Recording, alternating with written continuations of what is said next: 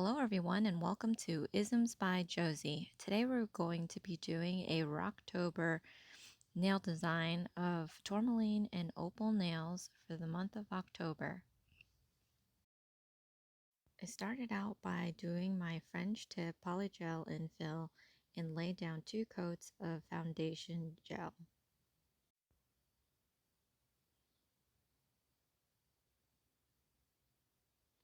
I'm going to start off by using Sally Hansen's Miracle Gel color Sweet Tea. And here I'm going to be applying 2 coats to each nail, tops capping the tips, sides and underside.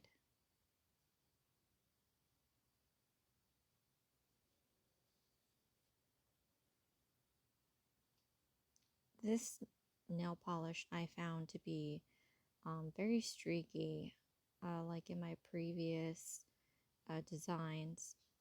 I found that putting a thicker layer would prevent this, but this nail polish was very finicky. If you didn't work quick and do it right, it would leave streaks. So I wouldn't recommend this nail polish. And also, it's a regular nail polish that doesn't need to be cured by a lamp. But I really like this color, and I really wanted to use it for this design, so that was the trade-off.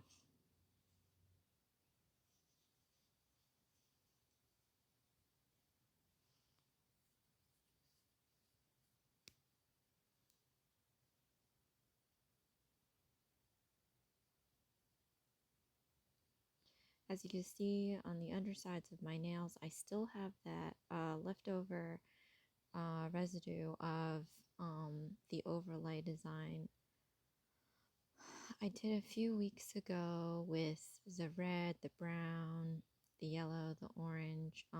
Because we filed the nails so thin when we did the overlay, you could still see through. But as your nails grow out, or my nails grow out, the color will eventually grow out itself. And again, I usually put nail polish covering the undersides of my nails anyway, so I hardly ever see any previous designs that are still left over due to overlay.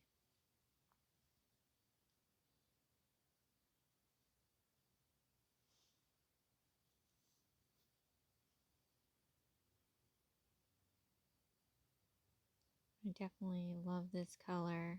It's like a light tint of orange. I thought would work best for this month of October. I think, using a bold pumpkin orange is just a little too strong for my liking. So this color is perfect for me.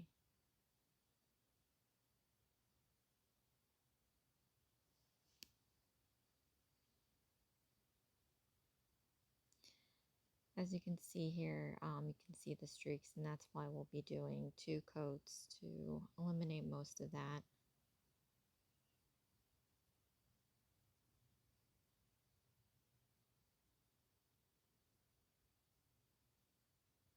Here is the second coat.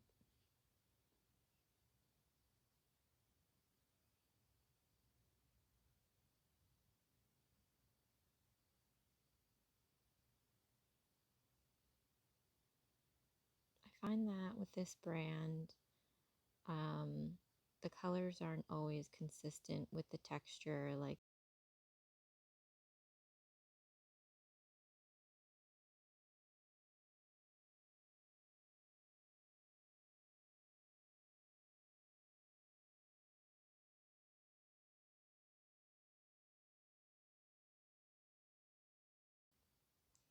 But some colors of the same brand sometimes aren't the same, so just gotta watch out for that. Even with gel, sometimes some colors cover far better than others.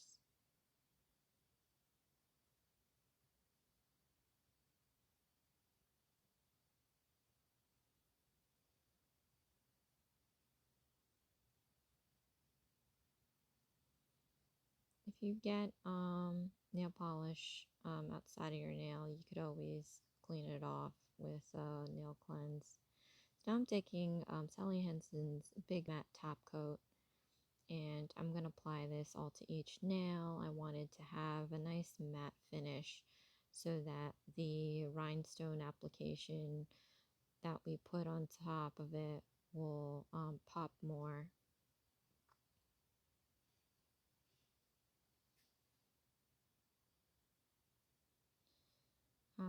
If any of you has seen my September sapphire nail design, we're going to be applying the same technique of doing a faux gemstone.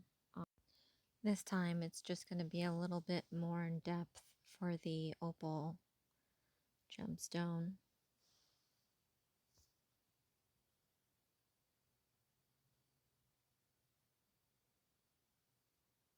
So now I'm going to be taking Gummy Jelly by Nail Couture. And I'm also going to be taking Shiny by Nail Couture.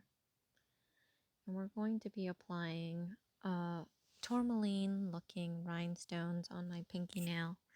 So we will be laying down a thin layer of gummy jelly and putting a thin layer of shiny top coat over it. Just be careful with how much you use of each, and it's something you really just have to experience as you go, because depending on the size rhinestones or decals, you'll need to kind of gauge how much you'll need to prevent it from sliding around. So ultimately you want to have a good ratio between the gummy jelly and the shiny.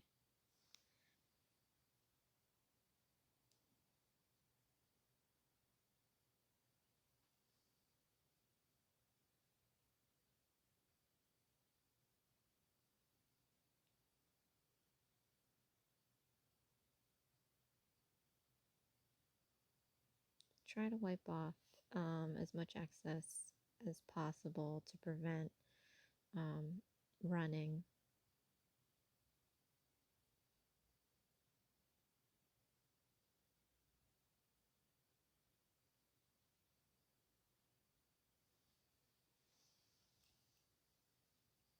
Now I'm just taking a few of these tourmaline pieces.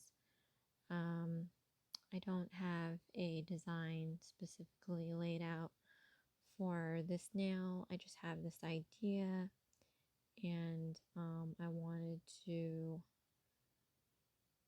create some. There are a few good rhinestone pieces that I want to accent, so I'm going to be centering that and flanking them with these smaller rhinestones.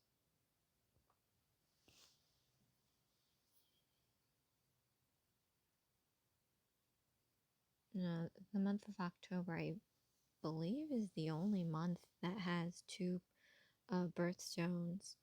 So rather than just sticking with one stone, I'm going to be doing both. And also because the month of October is for breast cancer awareness, and pink is their represented color, so we're just going to try to bling out with the pink on this design, even though pink is not my ideal color. But compared to the September design, these stones are giving off so much more reflection with their facets, and I'm actually liking it. I'm liking these better than the sapphire ones that I did a few weeks ago.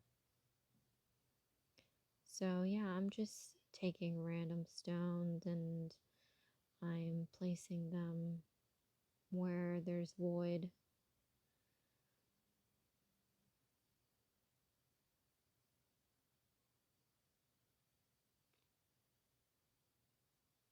as the bits and pieces get smaller, it's a little bit more difficult to choose the right size stone.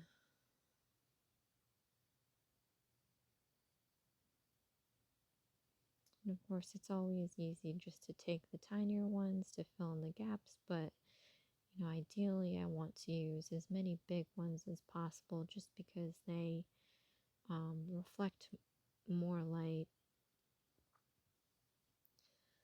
with their facet cuts on it, better than the smaller ones. So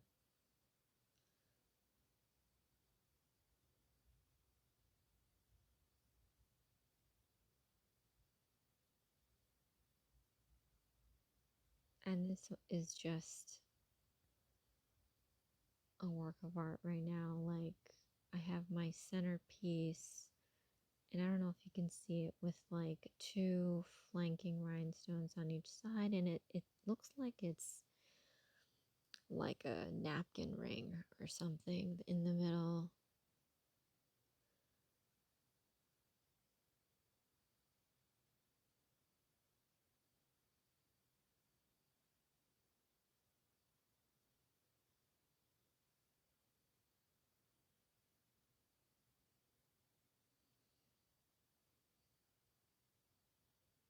So as you can see here, there's only little sliver slots left of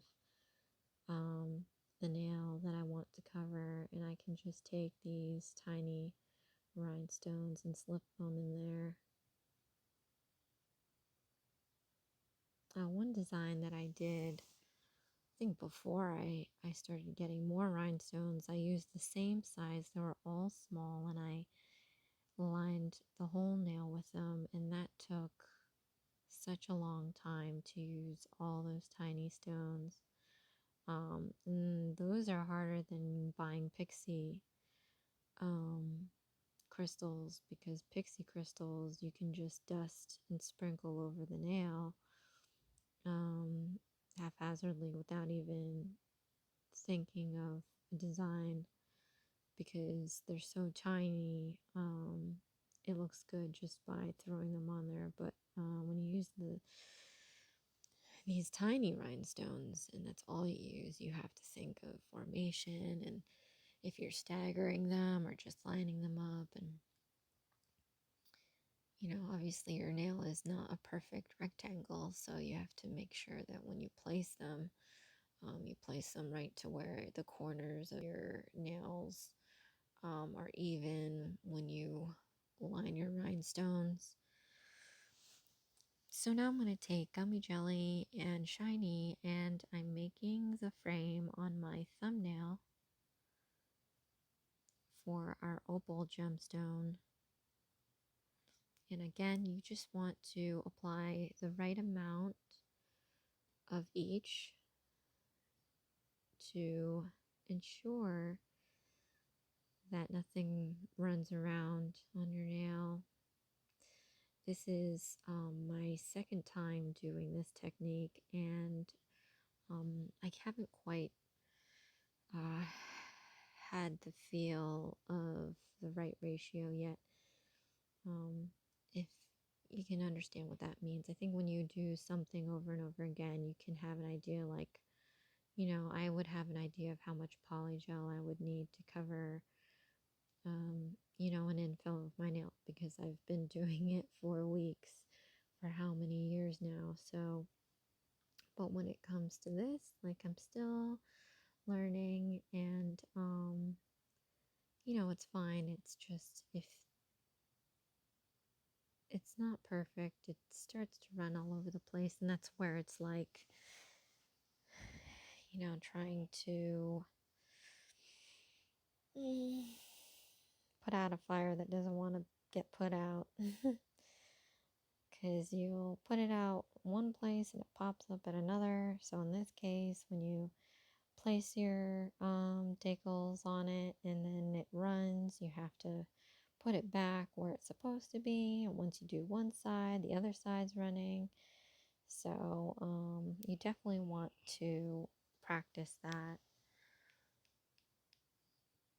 Or when in doubt, just it's good to start thinly, and it's really hard to do that with fine lines because you can only go as fine as your brush. And I mean, I already have like a detailed brush, so um,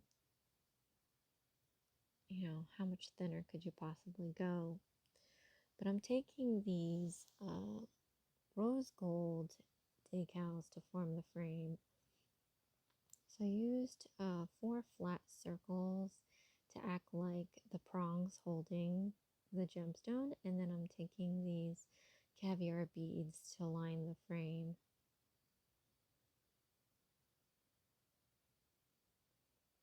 And it's really, the application's not as bad as it looks.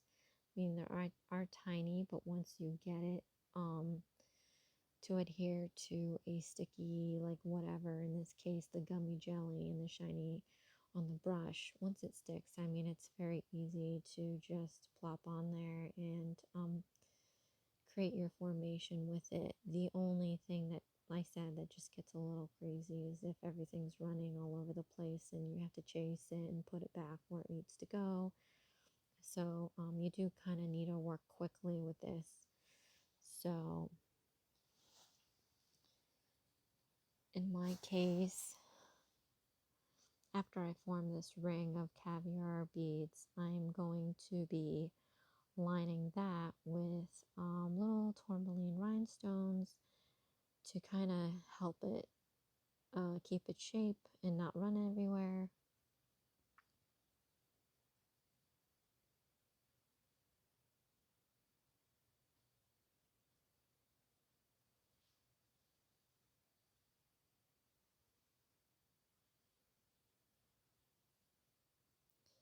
But yeah, this is going to be one huge opal. So I'm curious, or at least I was curious to see how that would turn out. But as you can see here, I'm taking my tourmaline tinier stones and lining that around this. And the idea for this just came about looking at pieces of jewelry. So it's typically the large stone flanked by the smaller stones, and then you have the prongs that hold the stones in place. So here we have the 4 prongs for the opal, and then the caviar beads will act as the prongs for the smaller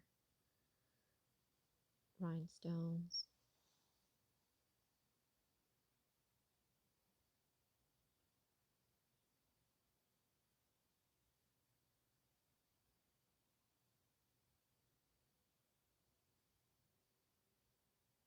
And one tip that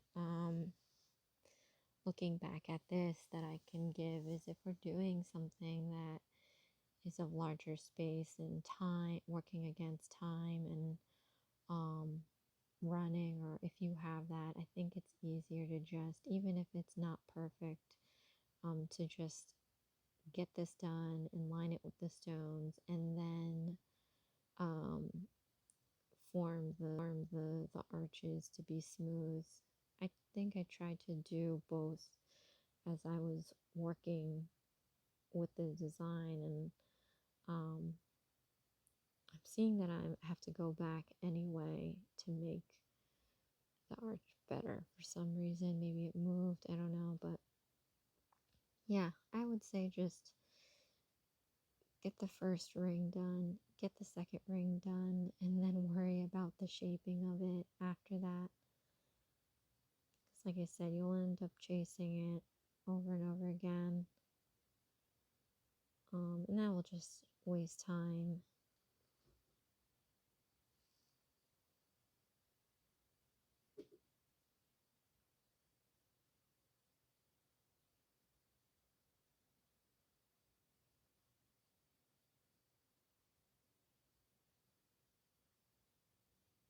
I think when you work this small too, after a while it's like, okay, wait, what shape am I making? And does this look like the shape I'm trying to make?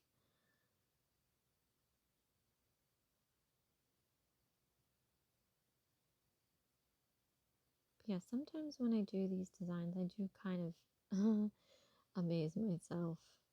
Um, Not in a good way, or I mean, not in a arrogant or conceited way, just because, when you look at the bigger picture, it's like, oh my gosh, I did that. It's a little crazy. So now I'm just going to take a little bit more gummy jelly and shiny, and we're going to do the last ring of this design here. And again, like I said, we're going to be using the caviar beads to make them look like the little prongs that will be holding the smaller stones.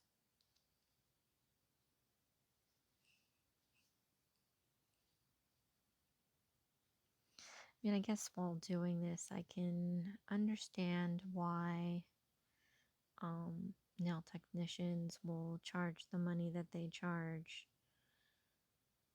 This is a lot of work and it's tedious. And, if I did a count on this one thumb alone, I'm sure I would come up with almost 100 pieces. Well, I don't know, but I'm not going to sit here and count it. But it looks like it would, I feel like.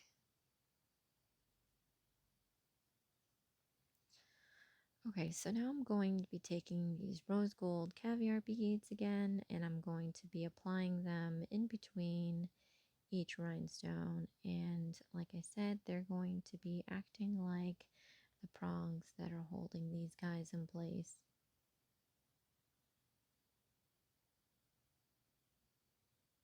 And just like with any art piece, just adding layers.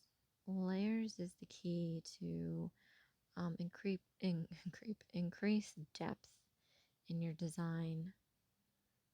Whether it's layers in opal or layers with this frame.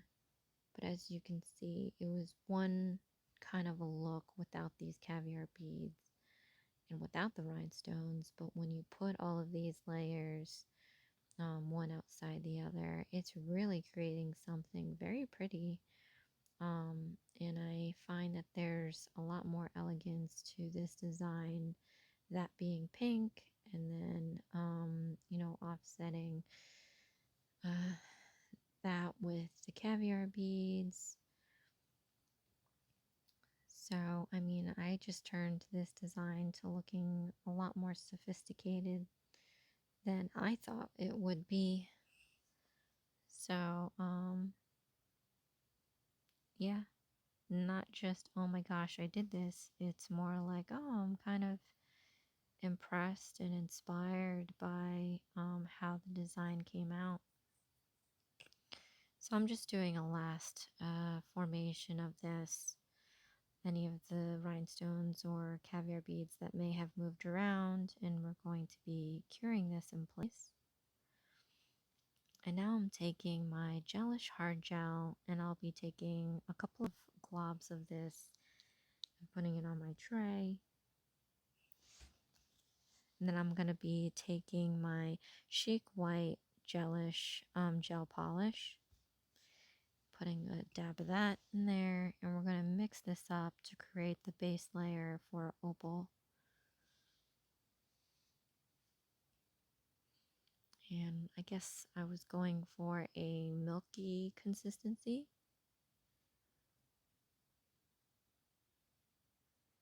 And I'm just going to carefully put a thin layer inside this ring here, not flooding the caviar beads or these four-pronged decals here.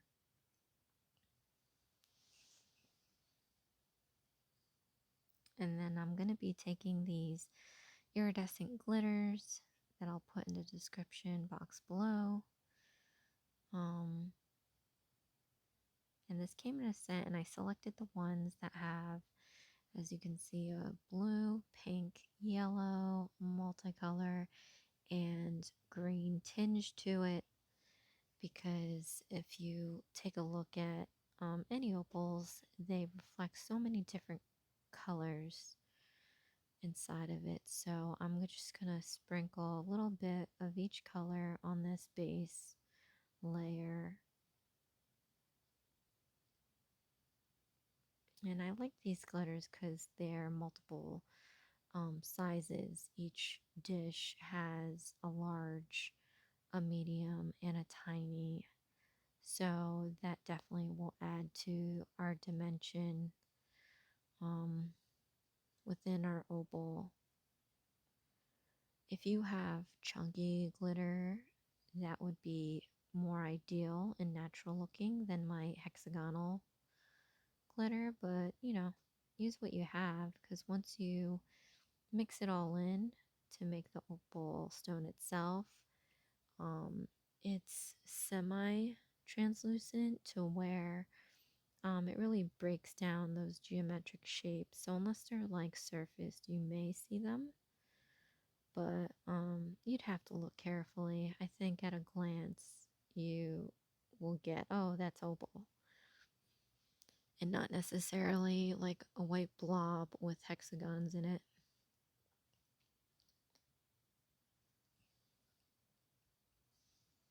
I'm always happy to be able to use these glitters. I think I've grown very fond of them over the summer. So now I'm taking a couple more globs of the hard gel, and I'm going to be taking a little bit of our milky mixture and mixing that in with the hard gel to make it a little bit more translucent.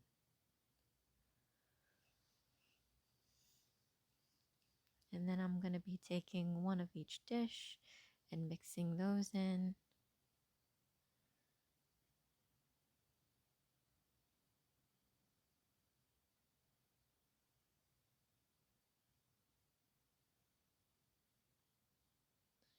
And this, with the different sizes and the different colors, we're definitely adding a lot more depth. And adding the milky white to this, it's definitely going to look like a true opal. And I just generally love, like I said, using these glitters in there. Taking a goob of that. And I'm just gonna liberally spread this around. Again, try not to flood the caviar beads because they are your frame. You want to make it to where it domes over the whole thing, as you can see here. And if you do overflow any of the caviar beads or the 4 prongs, just take your detail brush, use some nail cleanser, and kind of wipe over the caviar beads and 4 prongs. So I have cured this, and then I'm taking my Top It Off clear top coat, and I'm just going to apply this over the opal.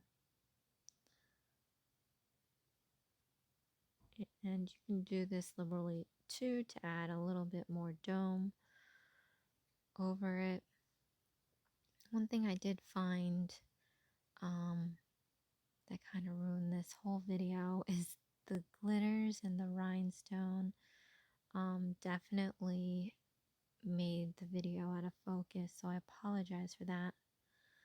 So moving on to the middle finger, we're going to be doing the same technique to the middle finger. Now, as you can see that all these different textures on my table, I'm definitely have to fix that for future videos, but my camera is not loving it, so it's hard for my camera to focus right now on one thing. I think it's focusing more on the rhinestones, but that's why I'm going to end up having to cut almost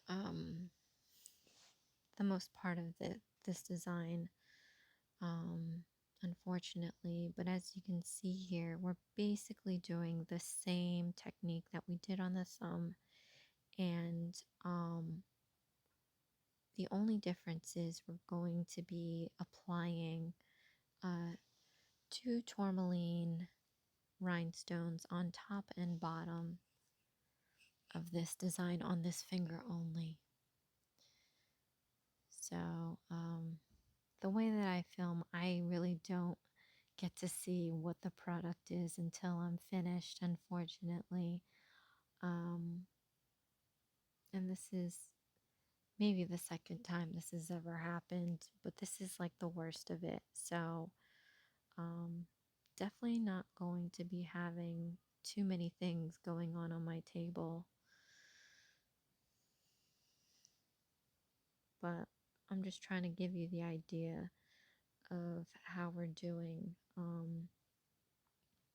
this design. And as you can see, like once that circle's made, I did say I'm flanking with 2 pink tourmaline top and bottom, but on these sides I'm doing 1 pink tourmaline on each side, creating like a starburst at the end of some sorts, or like a cross, I guess. But now we were going to skip to the final stage where I put my Nourish cuticle oil on each nail, and now you can kind of see all the rest of the work that I did do that was cut off, unfortunately, due to the lack of zoom on my camera, but I can just quickly go over that. So as you can see, the pointer finger and ring finger, I just put a strip of Sally Hansen's Miracle Gel color Mist Wanderlust. That also was this pretty glittery color that would work well with the opals that I saw, that has an orange tinge to it. And then I used the Gummy Jelly and Shiny to put some tourmaline rhinestones on that strip. And then as you can see, my middle finger has the 2 flanking tourmaline, and I just lined each one with the caviar beads and put some flat circles that look like prongs in between. And in the center, I did the same opal technique to fill in that frame. So, I mean, it was practically the same technique as I did the thumb. And again, apologies for not being able to show how I did those nails, but definitely noted for the next time.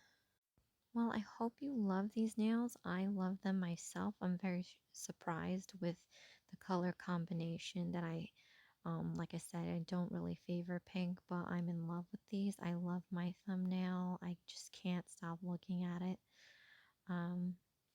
But yes, so this is my Rocktober Opal and Tourmaline birthstone design.